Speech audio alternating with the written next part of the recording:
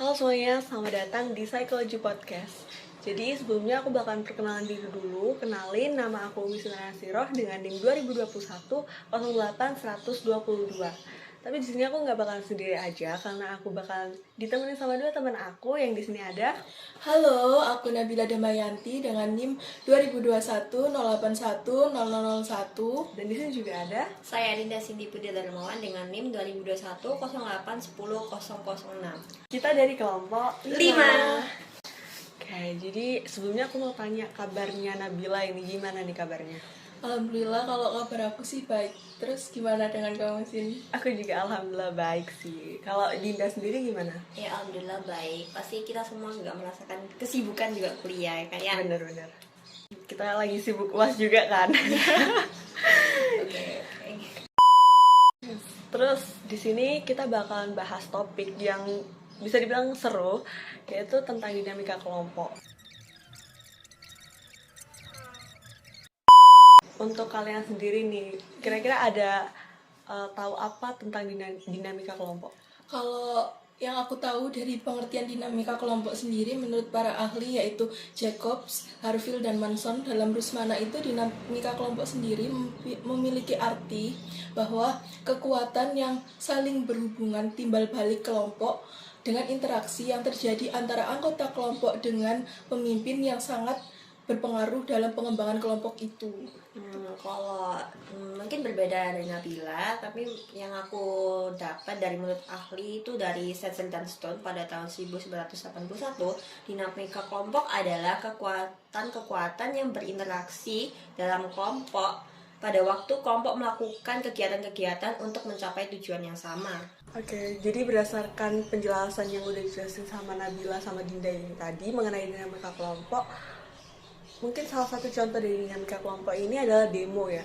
Kenapa bisa demo ini bisa termasuk ke dalam contoh dinamika kelompok? Karena sesuai dengan penjelasan yang udah dijelasin sebelumnya bahwa terjadi adanya interaksi timbal balik antar anggota kelompok untuk mencapai suatu tujuan yang sama. Dan seperti yang kita tahu bahwa kita akhir-akhir ini tuh ada yang lagi hot-hotnya, yaitu salah satu contoh demo adalah demo mahasiswa menolak RKUHP.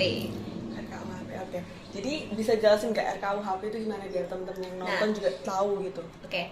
Nah, RKUHP ini artinya itu adalah rancangan kitab undang-undang hukum pidana yang memuat peraturan perundang-undang yang menjadi dasar hukum pidana di Indonesia. Oke, jadi pasti mereka ini, para mahasiswa ini demo itu nggak seolah-olah demo aja gitu kan, pasti memiliki alasan. Untuk alasannya sendiri apa ya? Mungkin pada waktu itu kan tahun 2019 tepatnya pada bulan September kan kita semua mestinya udah pada tahu ya kalau ada pembukaan draft RKUHP oleh DPR dan pasal-pasalnya itu menjadi sorotan masyarakat karena dianggap suatu permasalahan. Jadi mahasiswa itu demo itu tujuannya agar ingin DPR itu membuka draft RKUHP karena pada saat ini juga draft yang dibuka itu masih draft lama pada bulan September 2019 sehingga mahasiswa juga ingin bahwa DPR itu membahas kembali pasal-pasal yang bermasalah tersebut. Ngomong-ngomong pasal-pasal bermasalah nih, sebelumnya di tahun 2019 kayaknya aku pernah mengikuti deh berita ini. Jadi aku ada tahu beberapa pasal bermasalah, seperti yang pertama ada pasal 273 yang nyebutin kalau demonstrasi, pawai, sama unjuk rasa tanpa adanya surat pemberitahuan itu bakalan dipidana selama 1 tahun.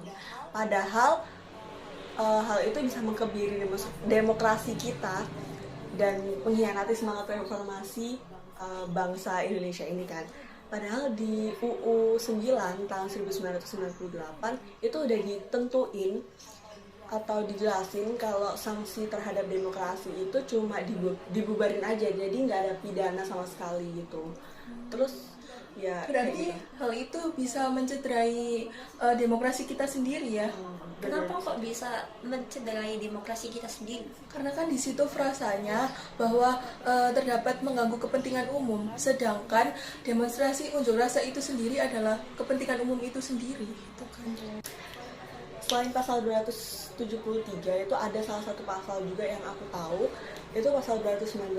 Nah, di sini nyebutin penyerangan harkat dan martabat presiden, penghinaan lembaga negara, sama penghinaan kekuasaan yang sah itu bakalan membatasi masyarakat untuk mengkritik pemerintah nih. Oh iya Sin, ngomong-ngomong kenapa kok pasal 219 itu dianggap masyarakat suatu permasalahan? Soalnya kan kalau mengkritik nih, terus udah dianggap menghina, itu kita bakalan berada di pucuknya demokrasi gitu loh, kayak udah ada di ujung banget. Soalnya udah ada di ambang kehancuran gitu. Dan menurut aku sendiri ya, kalau kritik itu nggak semuanya itu menghina gitu ya, karena ada kritik yang bisa membangun diri suatu bangsa gitu. Oh iya, kita kan sebagai mahasiswa ya, terus mengetahui kasus ini tuh RKUHP tuh pernah dibahas pada 2019 lalu. Namun hingga saat ini tuh tidak dilanjutkan lagi. Dan bagaimana nih pendapat kalian sebagai mahasiswa mengenai pengesahan RKUHP saat ini? Ya kalau dilihat dari draft September 2019 ya, itu kayak sebagai pencetus atau pematik dari awalnya gelombang besar mahasiswa dan masyarakat sipil pada tahun 2019 itu. Oke, terus kalau draft nggak diperbarui lagi nih ya, aku dengar mahasiswa itu bakalan terus bergerak untuk bikin demo atau aksi ke jalan, itu yang bakalan lebih besar gitu loh daripada tahun 2019 lalu. Oke, dari penjelasan atau pembahasan kita yang udah kita bahas tadi sebelumnya, itu pada tahun 2019 hingga saat ini kan draft RKUHP juga belum dibuka kan ke publik gitu, dan yang dibuka kan tahun 2019 nih. Terus dengar ini mahasiswa bakal akhirnya demo atau turun jalan untuk aksi biar DPR nih bahas ulang gitu tentang pasal-pasal RKUHP yang bermasalah. Terus untuk pendapat kalian sendiri tuh gimana nih tentang demo tersebut? Jika pada permasalahan ini tuh belum ada titik terang, menurut aku sih mahasiswa nggak apa-apa ya melakukan aksi demo, karena kan demo sendiri itu merupakan unjuk rasa dan menyampaikan aspirasi kepada pemerintah dari masyarakat gitu. Nah, namun nih ya, kalau melakukan demonya itu sampai membuat kericuhan nih ya, dan merusak properti umum yang ada, itu merupakan hal yang dapat memperkeruh suasana dan permasalahan yang ada. Jadi kayak ya nggak apa-apa sih demo, cuman jangan sampai ngerusak fasilitas umum gitu kan, karena merugikan ya, gitu, merugikan dan menambah permasalahan yang ada. Benar. Oke, jadi sampai sini aja untuk bahasan kita tadi. Mungkin harapan kalian untuk kasus ini ke depannya kayak gimana nih?